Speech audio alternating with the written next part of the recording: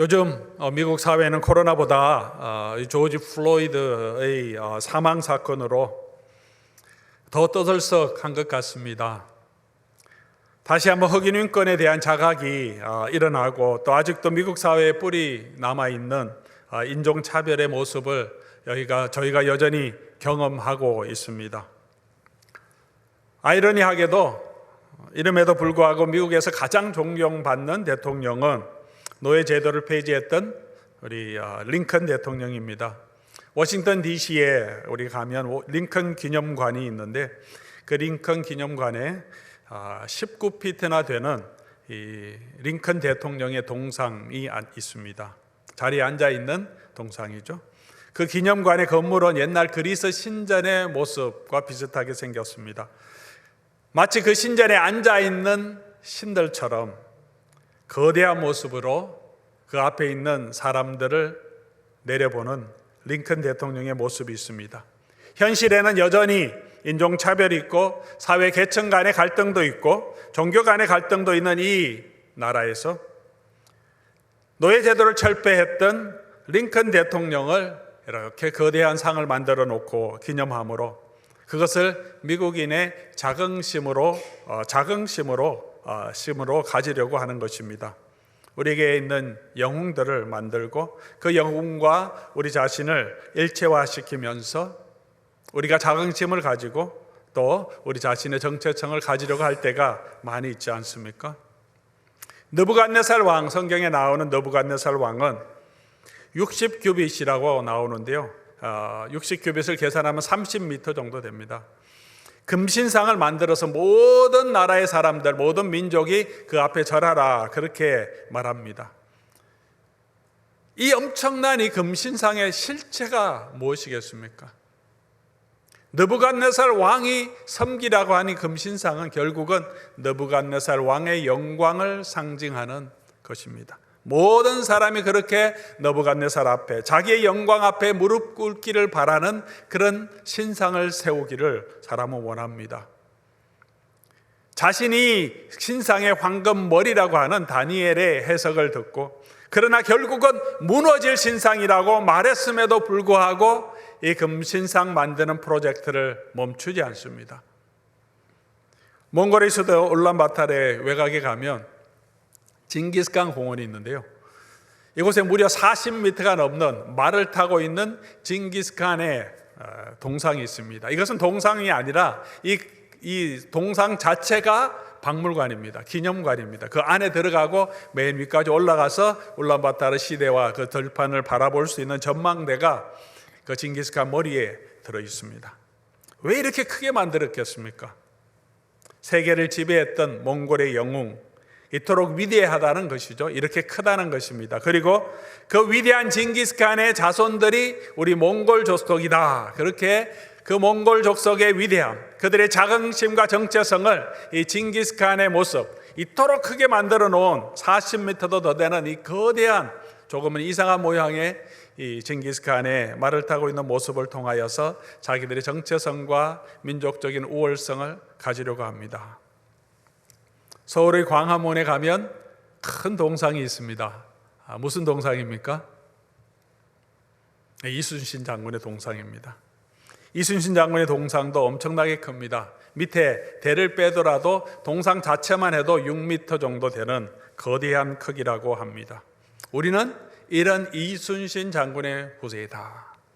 그 이순신 장군과 같은 사람이 이 나라를 보호하기를, 그 장군을 보면서 우리의 긍지와 우리의 정체성을 느끼는 것입니다. 요즘은 K-팝도 있고 K-드라마 또 K-무비까지 나왔고 또 코로나19 상황에서 우리는 K-방역이라는 말로 이 방역에 있어서 세계를 선도하는 모습을 보여주면서 한국인들이 많이 자긍심을 갖습니다. 한때에는 우리들이 한국 사회에 이런 말이 있었습니다. 미제라면 뭣도 좋다. 그 정도로 미국을 동경했습니다. 전쟁으로 폐허가 되어 있던 이 나라에 미국은 구원자였고 또 구조 물품을 보내주는 사람이었고 미국은 동경의 대상이었습니다. 미국만이 그때 한국만이 아니라 온 세계가 2차 세계대전 이후에 미국이라는 나라는 힘의 상징이고 평화의 상징이고 부의 상징이었습니다. 성공한 그 사람들의 성공의 상징이었습니다. 미국에서 산다는 것 자체만으로, 미국에서 왔다는 그 자체만으로 우리가 얼마나 신기하게, 얼마나 부럽게 동경하며 바라보았습니까?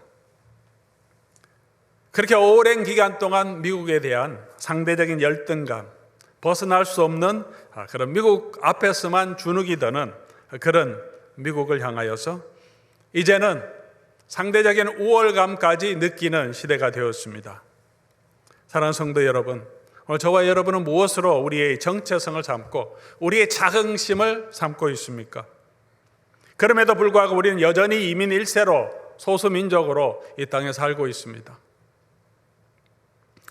위축된 마음으로 이 문화를 잘 알지 못하고 언어를 잘 알지 못하는 사람으로, 변방의 사람으로 이 땅을 살아가고 있습니다.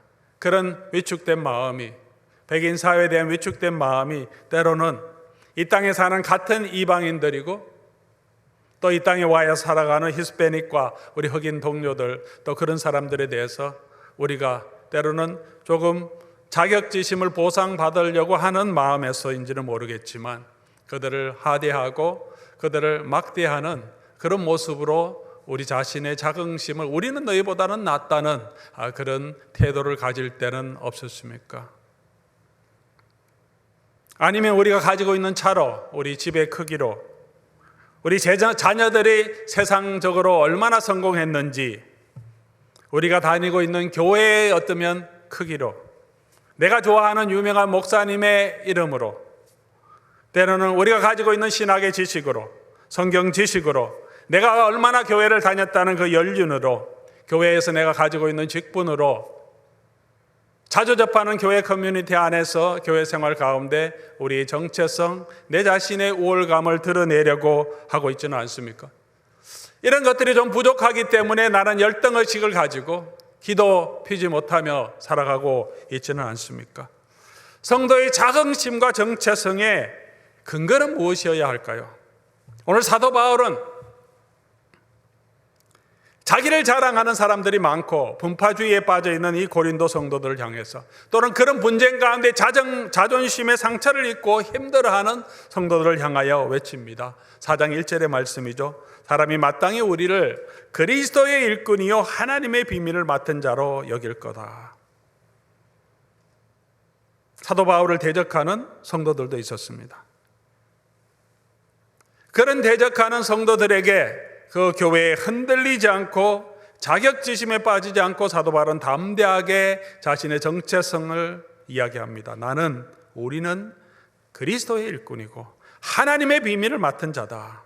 여기서 이 일꾼이라는 이 헬라어 단어를 조금 주목해 볼 필요가 있습니다. 이 단어는 후페레테스라고 하는데, 원래 이 말의 어원의 뜻은 옛날에 그 그리스 로마 시대의 큰 갤리선이 있습니다. 그 갤리선의 밑에는 돛담배지만 바람이 불지 않을 때는 노를 저어서 가게 만들어 놓았습니다. 그래서 배의 맨 밑에 노예들이 있습니다. 특별히 전투선에는 밑에 빨리 배가 움직이고 원하는 대로 움직여야 되기 때문에 노예들이 들어서 노를 젓게 되어 있습니다. 그 밑에서 언더로어라고 하죠. 배 밑창에서 노를 젓는 노예. 우리가 잘 기억할 수 있는 것은 옛날에 우리 그 배너라는 영화 여러분 기억하시죠? 그 배너가 잡혀가서 노예로 팔려가서 그 배에서 밑에서 노 젓는 그런 노예 생활을 하다가 배가 침몰하면서 그 대장을 로마의 그 장군을 구원해 주면서 그의 양자가 되는 그런 모습이 있죠. 그 모습입니다. 그것이 오늘 여기 사용했던 일꾼이란 단어입니다. 그냥 일반적인 노예라는 것도 아니고 그냥 레이버러, 그냥 데일리 레이버가 아니고 그 밑에서, 배 밑에서 노를 젓는 노예라는 표현이죠. 노예 중에도 가장 밑바닥에 있는 노예입니다. 그런데 특징은 이 노예들은 위에서 명령하는 주인과 운명 공동체입니다. 좋든 싫든 자기 뜻대로 하면 되지 않죠. 모두가 그 지휘관의 구호에 맞춰서 함께 노를 저어야 합니다. 그렇지 않으면 모두가 함께 죽습니다. 열심히 저어야 합니다. 왼쪽으로 하면 왼쪽이 열심히 져야 하고 오른쪽으로 하면 오른쪽이 열심히 져야 돼. 빨리 해야 되고 뒤로 하면 뒤로 한꺼번에 지휘관의 명령을 따라 움직여야 하지. 움직여야만 살 수 있습니다. 같은 마음으로 동일하게 움직이지 않으면 자기도 죽고 이 배가 침몰하게 됩니다. 그리스도의 일꾼이라 그렇게 말합니다. 우리는 그리스도가 명령하는 대로, 그리스도가 이끄시는 대로 살아가야 하는, 그 뜻대로 움직여야 우리도 살고 그 지휘관도 영광을 얻을 수 있고 이 전투에 승리할 수 있는 그리스도의 일꾼이라는 것입니다. 사도 바울은 그와 그의 동료들, 사역자들만 이 그리스도의 일꾼이라고 하나님의 비밀을 맡은 청직이라고 말하지 않습니다. 6절 말씀 오늘 한번 보시기 바랍니다. 바울이 이렇게 자기 이야기를 하는 이유를 설명합니다. 형제들아, 내가 너희를 위하여 이 일에 나와 아볼로를 들어서 본을 보였다. 우리가 이그젠플이라는 거죠. 16절에 다시 말합니다. 그러므로 내가 너희를 권하노니 너희는 나를 본받는 자가 되라. 이 모든 이야기가 무엇이냐면 분열하고 있는 고린도 교회 성도들을 향해서 자기의 아볼로의 삶의 자세, 정체성을 설명하면서 우리가 이렇게 살아야 되는 게 그리스도인입니다. 내가 본을 보였다. 나의 본을 따르라. 그렇게 말하고 있습니다. 그리스도인은 그렇게 그리스도의 지시를 따라서 그의 명령대로 움직여야 살아갈 수 있는 자. 그것이 우리의 정체성이라는 것입니다. 포스트 코로나에 대한 준비 이야기를 많이 합니다. 비즈니스 커뮤니티 안에서도 리더십 안에서도 포스트 코로나를 어떻게 준비해야 되는가. 경제 정책을 하는 국가 정책 기구에서도 또 국가를 운영하는 지도자들의 입장에서도 포스트 코로나 대비해야 된다. 비포 코로나, 코로나 전과 코로나 후는 완전히 다를 거다. 경제 환경도 다르고 삶의 환경도 다를 거다. 그렇게 말하고 있습니다. 준비해야 합니다. 환경에 맞게 더 적절하게 우리가 살아남기 위해 준비해야 합니다. 그러나 변치 않는 것이 있다고 생각합니다. 변치 말아야 할 것이 있다고 생각합니다. 그것은 그리스도인의 정체성입니다. 코로나 이전이든 코로나 이후든 우리가 어떤 방식으로 사역하든 저와 여러분은 그리스도의 일꾼이라는 것입니다. 사랑하는 성도 여러분, 저와 여러분은 그리스도의 일꾼으로 지금 살아가고 있습니까? 내가 완전히 희생하고 섬김으로 내가 이 땅에서 자리를 잡아서 우리 아이들은 제대로 이 땅에서 정말 자기 일을 할 수 있는, 자기 꿈을 이룰 수 있는 그런 사람을 만들어줘야 되겠다. 부끄럽지 않게, 어렵지 않게 그들이 살 수 있는 그 터전을 나의 희생으로 이 아이들을 위해서 내가 이 땅에서 땀 흘리고 수고해서 내가 준비해 줘야 되겠다.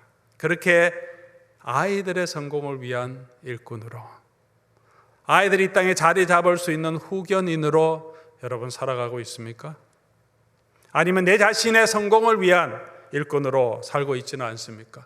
내 자존심을 세우기 위해서 여기서는 넘어질 수 없다. 반드시 뭔가 이루고 끝내야 되겠다 하는 그런 자존심으로 일꾼으로 쓰지는 않습니까? 돈의 일꾼으로 살고 있지는 않습니까? 남편을 보살피는 그냥 남편만 세우는 일꾼으로, 아내를 위해 사는 그런 일꾼으로 자신을 평생 바치며 살아가고 있지는 않습니까? 그리고 삶의 이제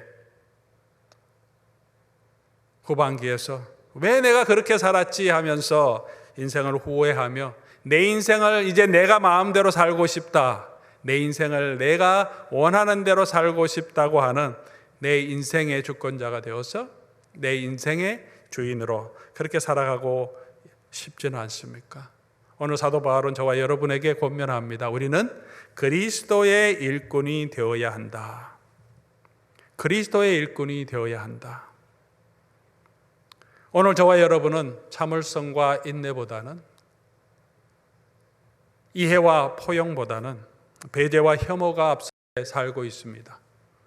자국 이기주의에, 나의 이기주의에, 자기 기업 이기주의에 점점 매몰되어 가는 무한 경쟁의 시대에, 글로벌 경쟁 시대에 살고 있지는 않습니까? 이런 시대에 교회가 교회답게 성도가 이 사회에서 정말 빛과 소금이 되는 세상의 가치관이 아니라 복음적인 가치관을 살고 그렇게 살아갈 수 있는 그 성도의 정체성과 성도의 자긍심은 어디에서 나오는 것이겠습니까? 그리스도인은 보수주의의 최후의 보루가 되는 것이 아니고 진보주의의 선도자가 되는 것이 아닙니다. 저와 여러분은 그리스도의 일꾼이 되어야 합니다. 그것이 사도 바울의 삶이었고 사도 바울이 고린도 교회를 향하여 주시는 하나님의 말씀입니다. 오늘 우리에게도 동일한 말씀으로 도전하고 계시는 줄 믿습니다. 우리는 어떻게 그리스도의 일꾼이 될 수 있겠습니까? 그리스도의 일꾼은 어떤 자질을 가지고 있는지, 어떤 삶의 가치를 가지고 있어야 그리스도의 일꾼이 되는지를 오늘 바울이 자기를 소개하는 간증하는 이 모습을 통하여서 몇 가지 중요한 자질을 살펴보며 함께 은혜를 받기를 원합니다. 첫 번째로 그리스도인들은 그리스도의 일꾼이 되려면 우리가 가진 모든 것은 하나님께로부터 받은 것임을 인정해야 합니다.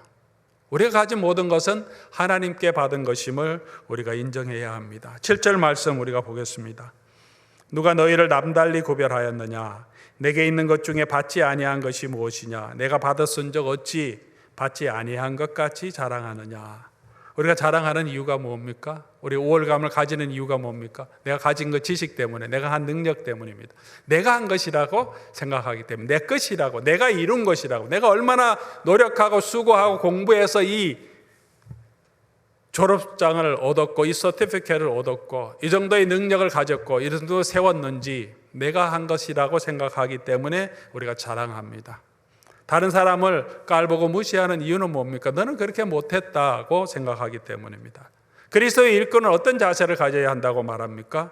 내가 가진 모든 것이 하나님께서 주신 것이다 하는 것입니다. 우리 생명도 하나님께서 주신 것입니다. 우리 능력도 하나님이 주신 것입니다. 지혜도 하나님이 주신 것입니다. 이해하게 하신 것도 하나님이 주신 것이고 공부할 수 있는 기회도 하나님이 주신 것이고 이 일이 이루어지게 하신 것도 하나님이 하신 것임을, 내가 가진 모든 재물도 건강도 하나님이 주신 것임을 인정하는 삶이 중요하다, 그렇게 말합니다.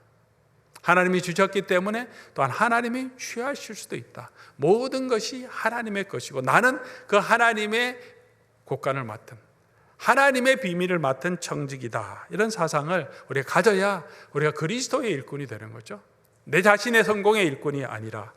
욥은 그가 가지고 있는 모든 것을 하루아침에 다 잊어버렸습니다. 재산이 다 없어졌고 집도 없어졌고 자기 사랑하는 아이들도 모두 죽었습니다. 그는 이렇게 하나님 앞에 고백합니다.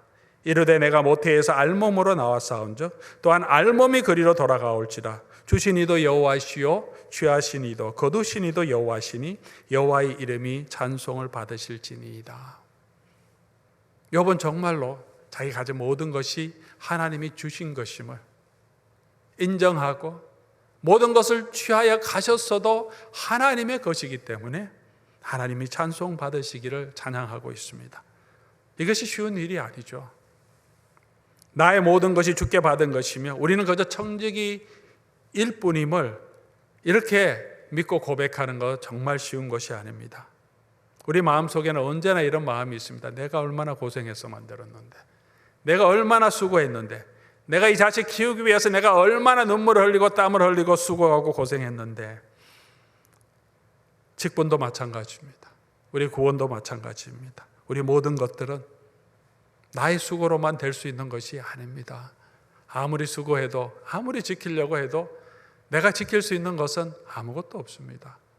하나님께서 지켜주지 아니하시면, 하나님께서 함께해 주시지 아니하시면, 하나님께서 우리에게 허락하지 않았다면 우리가 가질 수 있고 누릴 수 있는 것은 아무것도 없습니다. 우리 구원까지도 마찬가지입니다. 하나님은 그렇게 저와 여러분을 창세전에 기억하시고 우리를 불러주셨기 때문에 저와 여러분이 이 자리에 서 있는 것이고 우리 가족이 이렇게 살아가고 있는 것이고 오늘 우리가 생명을 유지하며 하나님의 교회를, 성도를 섬기고 있는 것입니다. 사랑하는 성도 여러분, 쉽지 않지만 우린 계속해서 기억해야 합니다. 내가 가진 모든 것은 하나님께서 주신 것이다. 주신 자도 하나님이시고 또 취하여 가시는 분도 하나님이시고 나는 그 하나님의 그리스도의 일꾼이고 나는 하나님의 비밀을 맡은 청직이라. 이런 자세를 늘 기억하며 걸어갈 수 있기를 바랍니다. 두 번째로 우리가 기억해야 할 것은, 그리스도의 일꾼으로 우리가 마땅히 해야 될 것은 하나님께서 우리에게 맡겨주신 그 일이 있기 때문에 그 일에 충성해야 합니다. 4장 2절 말씀이죠. 그러므로 그리고 맡은 자들에게 구할 것은 충성이니라. 충성은 신실함이라고도 말할 수 있습니다. 모든 것을 하나님의 것으로 인정할 때, 그러므로 하나님의 주권을 인정할 때 그 마음에서 나오는 우리 삶의 자세입니다. 사도 바울이 얘기합니다. 하나님의 나라는 말이 아니라 능력이다. 그 능력이 어디에서 나오는 것입니까? 우리 하나님의 주권을 인정하고 그리스도의 일꾼으로 충성된 삶을 우리의 삶에서 살아가는 그 삶의 모습 가운데 능력이 나타나는 것입니다. 예수님께서 하나님의 뜻이라면 기쁘게 이 십자가도 지게 하소서, 그렇게 하나님의 뜻에 온전히 맡겼습니다. 저와 여러분에게는 아마 이런 것이 있습니다. 내 뜻이 있습니다. 나의 비전이 있습니다. 나의 소원이 있습니다. 내 마음에 간절히 원하는, 내 마음의 욕심이라고도 표현할 수도 있고 소망이라고 표현할 수도 있겠죠. 그런 것들이 있습니다. 그것을 위해서 희생하는 것, 그것은 그렇게 어렵지 않습니다. 우리 속에서 내적인 동기가 되기 때문입니다. 그런데 내 뜻이 아니라, 내 소망이 아니라, 내가 원하는 것이 아니라 조금 힘들지만 아버지의 뜻에, 그리스도의 뜻에 나를 맡기고, 그리고 그 일에 내가 마음을 다해서 신실함, 충성이라고 하는 것처럼 온전히 내 자신을 드리는 것은 쉬운 일이 아닙니다. 그래서 예수님께서도 우리를 대표해서 기도하시면서 겟세마네 동산에서 기도할 때 땀이 흐르시는, 땀이 나는 일이며 땀이 흘러야 할 수 있는 일이고, 땀만이 아니라 피를 쏟아야 할 수 있는 일, 하나님께 신실한 것, 그것이 예수님이 보여주신 삶의 자세고 그리스도의 일꾼된 자에게 요구하시는 자질입니다. 무익한 종의 비유도 하십니다. 밭에서 일합니다. 그리고 일을 다 끝내고 다 집에 들어와서 다시 주인의 음식을 준비합니다. 주인의 음식 먹을 동안 옆에 서서 또 시중 듭니다. 끝나고 다 청소해야 합니다. 그런다고 주인이 살해하고 감사하겠느냐? 종의 대답입니다. 내가 무익한 종이라 내가 하여야 할 것을 한 것뿐이라. 이것이 신실한 그리스도의 제자의 자세라고 예수님께서 가르치지 않으셨습니까? 그리고 그렇게 예수님이 제자들에게 모범을 보이며 하나님의 신실한 종으로 그렇게 자신을 끝까지 하나님의 뜻에 내어주셨습니다. 고린도에 살고 있는 성도들은 그렇게 살지 못했던 것이 분명합니다. 그래서 사도 바울이 권면하고 있습니다. 당신들은 그리스도의 일꾼이 되어야 합니다. 일꾼의 영광은 자기가 한 일이 아니라 그가 누구의 일꾼인가 하는 것에 있습니다. 아무리 잘해도 그 주인이 나쁜 사람이면 그의 재능과 그의 능력은 오히려 더 악한 일에 쓰일 뿐입니다. 우리의 영광은 우리의 주인이 그리스도이시라는 것입니다. 만왕의 왕이시고 평강의 왕이시고 공평과 정의와 의와 진리가 되시는 예수님께서 저와 여러분의 주인이고 우리는 그분의 일꾼이라는 것입니다. 그러므로 우리가 충성하더라도 그분의 영광이 되며 우리에게도 기쁨이 된다는 것입니다. 하나님은 마지막 때에, 사도 바울이 이야기하죠. 자기는 사람에게 지금 판단받는 걸 중요하게 생각하지 않는다. 마지막 때 우리 모두가 하나님 앞에서 칭찬 들을 날이 있다. 그때까지 판단 유보하라. 사도 바울이 지금 무슨 이야기를 하고 있습니까? 2절부터 이 오늘 본문 4절, 5절까지 나오는 이 말씀 가운데 고린도 성도들이 자기를 자꾸 판단합니다. 배척하기도 합니다. 비교합니다. 아볼로와 비교하면서 바울을 폄훼하기도 합니다. 그 판단은 중요하지 않다는 것입니다. 하나님이 나를 판단하실 때 내가 얼마나 큰 카리스마를 가지고 고린도 교회 성도들 한 손에 휘어잡고 리더십을 행사했느냐, 고린도 교회가 얼마나 컸느냐, 그 성도의 수로 가정교회 수가 얼마고 리더가 얼마냐 하는 것으로 나를 평가하지 않는다고 사도 바울은 분명히 알고 있었기 때문입니다. 사도 바울은 하나님 앞에서 하나님이 평가하실 것은 내가 하나님 앞에서 그리스도의 일꾼으로 얼마나 하나님이 주신 그 일에 신실하게 감당했느냐, 그것으로 하나님이 나를 판단하시기 때문에 지금 보이는 모습으로, 여러분의 눈에 내가 조금 부족해 보이는 그런 모습으로 나는 판단을 받지도 않고 그 판단을 나의 최종적인 판단으로 생각하지도 않는다. 그것으로 내가 우월감을 가지지도 않고 자격지심으로 가지지도 않겠다. 고백이며 결단입니다. 왜 사도 바울의 마음에 어려움이 없었겠습니까? 그럼에도 불구하고 그 자신을 기억하고 리마인드하고 성도들에게 다시 우리의 삶의 자세가 어떠해야 하는지 가르쳐 주는 것입니다. 하나님께서 저와 여러분을 어떻게 판단하시겠습니까? 우리가 이룬 사업의 크기로 판단하시겠습니까? 우리가 얼마나 이 땅에서 오래 살았느냐, 어떤 직분을 가지고 있었느냐, 무슨 많은 기부를 했느냐, 그런 것도 중요하겠지만 우리의 삶의 신실함을 하나님께서는 보고 판단하신다고 말씀하고 있습니다. 하나님께서 요구하시는 것은 충성이다. 그러므로 하나님께서 저와 여러분을 판단한 것은 하나님 얼마나 신실하게 그리스도의 일꾼으로 살아갔느냐, 그것으로 하나님께서 최종 판단하시고 그때 각 사람에게 하나님으로부터 그것에 근거해서 칭찬이 있을 것이다. 우리의 정체성이고 우리의 자긍심이 되어야 한다는 것입니다. 우리 사랑하는 성도 여러분, 우리 진정으로 이 그리스도의 부르심에 우리는 충성하고 있습니까? 무익한 종이라 한 것처럼, 아버지의 뜻에 내 자신을 맡긴다고 한 것처럼 그런 예수님의 모습을 닮아가고 있습니까? 사랑하는 성도 여러분, 우리 모두 그리스도의 충성된 일꾼으로 인정받는 자로 우리 하나님 앞에서는 하나님의 귀한 일꾼들 되기를 주의 이름으로 간절히 소원합니다. 마지막으로 우리가 살펴볼 것은 그리스도의 일꾼의 자격은 그리스도 때문에 고난을 감당해야 한다는 것입니다. 우리 4장, 우리 오늘 본문 읽었던 8절, 9절, 10절, 11절, 12절, 13절 계속해서 사도 바울이 당했던 고난에 대해 이야기하고 있습니다. 9절에 이렇게 얘기하죠. 내가 생각하건대 하나님이 사도인 우리를 죽이기로 작정된 자 같이 세상의 끄트머리에 두었다. 10절에 가니까 그리스도 때문에 우리가 어리석은 일을 했다는 것이 아니라 어리석게 사람들 우리를 취급함을 당했다 하는 거죠. 그리스도 안에서 우리가 약하고 비천한 그런 삶을 살았다. 우리가 스스로 수고해서 우리의 친히 손으로 일했다. 사람들이 대접받고 살지 않고 우리가 신이 일했다. 사도 바울이 고린도에 있을 때 텐트를 직접 만들면서 일해서 자기가 먹고 살고 성도들을 구제하며 그렇게 살았다는 거예요. 텐트 메이커로. 사역자임에도 불구하고 줄이고 목마르고 모욕도 참고 박해당해도 견디고 비방도 견디고 세상의 더러운 것과 만물의 찌꺼기 같이 되었다. 바울은 세상에서 그리스도 밖에서 살다가 예수 믿지 않고 살다가 내가 이렇게 쫄딱 망해갖고 세상의 찌꺼기처럼 되었다가 예수 만나고 내가 이렇게 잘 됐다 말하지 않습니다.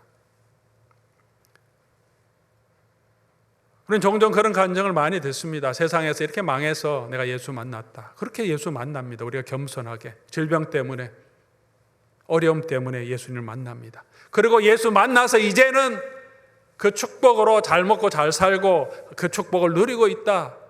그것만 있어서는 그리스도의 일꾼이 아니라는 것입니다. 예수님 만나고 난 다음에 사도 바울은 그가 가지고 있는 지위와 그가 가지고 있는 직분과 그가 가지고 있는 모든 아버지의 모든 재산의 상속권과 이런 모든 것들을 다 포기합니다. 오히려 잘 나갔던 모든 것들은 내려놓고 예수 그리스도 때문에 줄이고 예수 그리스도 때문에 비난을 당하고 예수 그리스도 때문에 박해도 당하고 예수 그리스도 때문에 세상의 더러운 것들로 오히려 당하며 살아가고 있다고 말합니다. 고린도에 있는 성도들은 잘못 이해한 거죠. 예수를 믿은 지 얼마 되지 않았지만 세상에서 문벌도 학벌도 없던 사람들이 예수 믿고는 교회 안에서 성령의 은사를 받고 체험을 하고 설교를 듣고 뭔가 깨닫고 난 다음에 자기가 그 교회 안에서 성도들 안에서 내가 잘난 사람으로 자기가 지혜를 아는 것처럼 하나님의 마음을 아는 것처럼 더더르고 능력을 받은 자로 자기 능력을 자랑했던 것입니다. 사도 바울이 그들을 책망합니다. 그것은 그리스도인의 일꾼의 자세가 아니라는 것입니다. 11절 말씀 보면 바로 이 시각까지 사도 바울이 말합니다. 지금까지도 처음에는 이렇게 수고하고 고생하고 그리스도 위해 수고했더니 후에는 이 땅에서 하나님이 주시는 축복을 누렸다 하지 않고 이때까지도 10수년이 지났지만 여전히 그리스도 때문에 고난을 당합니다. 수고하는 그 길을 바울은 묵묵히 걸어가고 있습니다. 이후에도 사도 바울은 죽을 때까지 예수 그리스도의 남은 고난을 자기 몸에 채우기 위해서 그리스도를 위하여서 그리스도의 일꾼으로 신실하게 주를 바라보며 그에게 주어진 그 길을 걸어갔다고 말하고 있습니다. 사랑하는 성도 여러분, 오늘 우리는 어떤 누구의 일꾼으로 살아가고 있습니까? 오늘 우리는 누구의 일꾼으로 살아가고 있습니까? 무엇을 위하여 우리는 살아가고 있습니까? 오늘 14절 말씀 보니까 부끄럽게 하려고 이 말을 하는 것이 아니라 사랑하는 자같이 권하려고 아버지 같은 마음이 있어서 너희를 권한다고 말합니다. 오늘 제가 여러분을 부끄럽게 하려고 이렇게 말하는 것이 아니고 우리가 부끄럽게 되려고 이 말을 하는 것이 아니고 사랑하는 우리 사도 바울이 우리 영적인 아버지처럼 우리를 권면하고 있습니다. 우리 이 말에 정말 사랑하는 자녀처럼 우리 바울의 이야기, 하나님이 우리에게 주시는 이 이야기를 듣고 예수 그리스도의 일꾼으로 서는 저와 여러분 될 수 있기를 주의 이름으로 간절히 소원합니다. 사랑하는 성도 여러분, 우리가 누구입니까? 우리는 누구의 일꾼으로 서 있습니까? 그리스도의 신실한 일꾼으로 인정받는 자로 저와 여러분은 살아가고 있습니까? 그리스도의 은혜와 그리스도의 사랑으로 우리가 그리스도의 일꾼으로 인정된 그런 일꾼으로 살아가기를 힘쓰고 노력하는 저와 여러분 될 수 있기를, 그래서 마지막 때에 하나님께서 착하고 충성된 종아 칭찬하는 그 칭찬을 누리는 저와 여러분 될 수 있기를 주의 이름으로 간절히 소원합니다. 우리 말씀 생각하시면서 우리 함께 우리 찬양하며 하나님 앞에 기도하는 시간 가지기를 원합니다. 주님 말씀하시면 내가 나아가리다. 주님 뜻이 아니면 내가 멈췄으리다. 내가 가고서는 것 주님 뜻이니 주님 나를 이끄소서. 나의 주인 되신, 나의 대장 되시고 사령관 되신 주님의 일꾼으로 우리가 온전히 주님 따라가며 그것이 우리의 정체성, 우리의 사명이 되게 하여 주시옵소서 하는 마음으로 고백하는 마음으로 이 시간 함께 한번 찬송 드리겠습니다.